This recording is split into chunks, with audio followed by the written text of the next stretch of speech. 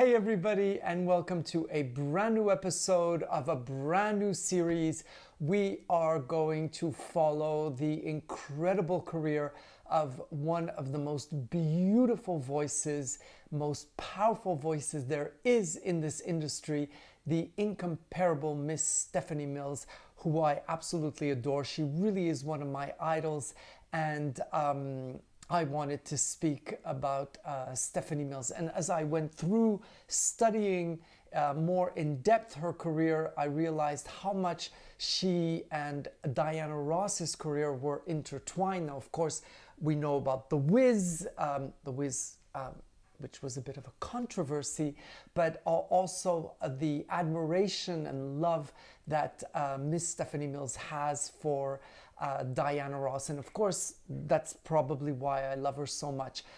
Well, the reason I love her so much is because of her talent. And today we are talking about what you gonna do, flip the record with my lovin', because that's the way the album is titled.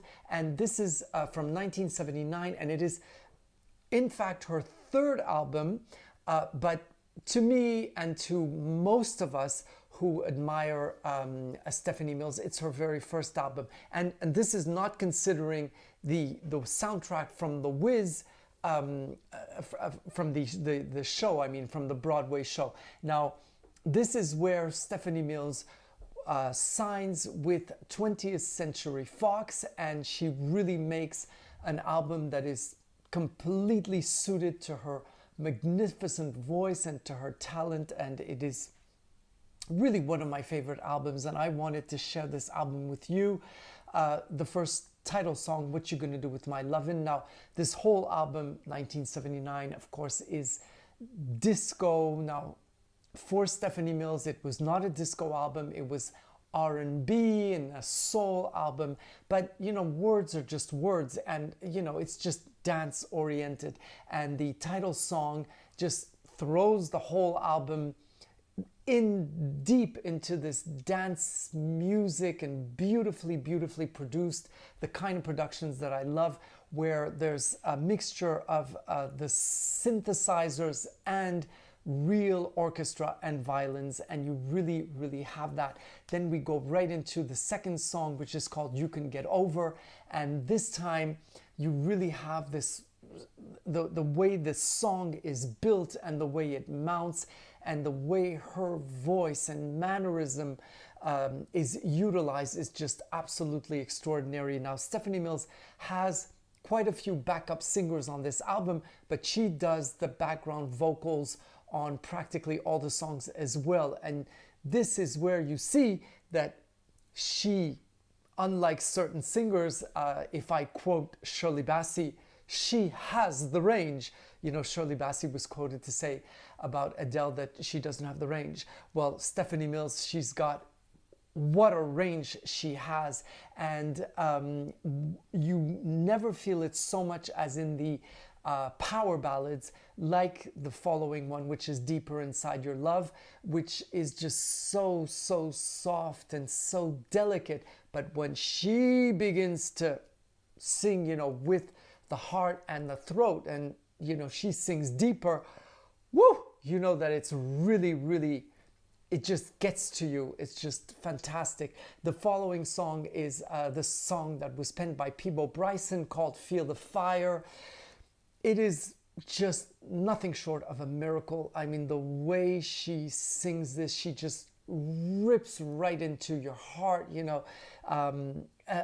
You just feel everything that she's saying. Now, this was also a duet which featured on the Teddy Pendergrass album, because she duetted with him, and it's the album called TP, and it's a brilliant album. Now, I bought that album because there were two songs with Stephanie Mills. I didn't really care about Teddy Pendergrass. I mean, I didn't care, but I didn't know. But when I heard Is It Still Good to You, that is written by Ashford and Simpsons, oh my God, this man, you know, genius, extraordinary voice, charisma, beauty, talent, everything. So when they are together, it's just magical. But I must say that the solo version of Feel the Fire that you're going to hear on this album gives leeway for all of the ups and downs of that voice that Stephanie Mills has. It's just mind-blowing how explosive and how incredible it is. Then Put Your Body in It, which was a single, so was You Can Get Over, and What You're Gonna Do with My Lovin'. Now this was not a huge hit album. However, with her fans, it resonated. It was 8 on the R&B charts. That's the highest it went. And Put Your Body in It is a song that really could have been produced by the Chic organization, because you have that guitar, bass guitar, and then the male voices saying "Put your body in it," and Stephanie Mills' voice has an echo to it, and it's just absolutely fantastic. And you hear that. I remember as a child, the music in my Walkman. Going down the streets, I was on the runway, I was modeling. It just brings back such memories. And when you hear it again today, and I heard it all through my vacation where I was in the Canary Islands. By the way, back in Paris, at home, freezing cold, gray outside. But since I still have a bit of a tan, I thought I'd show some skin. And also, this is my new t-shirt that I got on sale because I couldn't afford full price, but I got it on sale, so I'm really happy. The next song, oh, this is a perfect transition. It's called Starlight. Lovely, beautiful song. This, again, she goes back, and this is how the album is put together. You have a strong dance number, and then you have a couple of ballads, and Starlight is one of them. And then You and I, this is just Stephanie Mills singing straight at you with the clearest, crystal clear voice. Stephanie Mills is one of these artists, I always say, who makes you think you can sing, no matter who you are and no matter how poorly or well you sing. When you hear her, she just makes it look so easy. It just comes up and down, and just that you think, well, I can do that, And that is the genius of to me, of a real artist, to make it look easy. That's what Diana Ross does. And speaking of Diana Ross, Miss Mills has been extremely vocal about the fact that she thought that Diana Ross was a class act, and she even said, I wanted to be her. Could you imagine a star as big as Stephanie Mills saying that she, has so much admiration for somebody else that she wanted to be, just like her. Now, of course, Diana Ross, she's the base, she's the bottom. If you want to be anything, you got to start with Diana Ross, because she is everything. But not a lot of artists are able to say that. And of course, Stephanie Mills dated Michael Jackson, and they were the cutest couple. Look at those pictures. I mean, they're so adorable together. And when I saw these pictures and I heard the interviews of Stephanie Mills, I am not surprised at all, because the musical genius that is Michael Jackson could have only had a relationship with a woman like Stephanie Mills, even though she's like a little girl here, she's so young, but and they're both extremely young, but the understanding of music, and when you hear the way Michael Jackson explains to his orchestra how he wants certain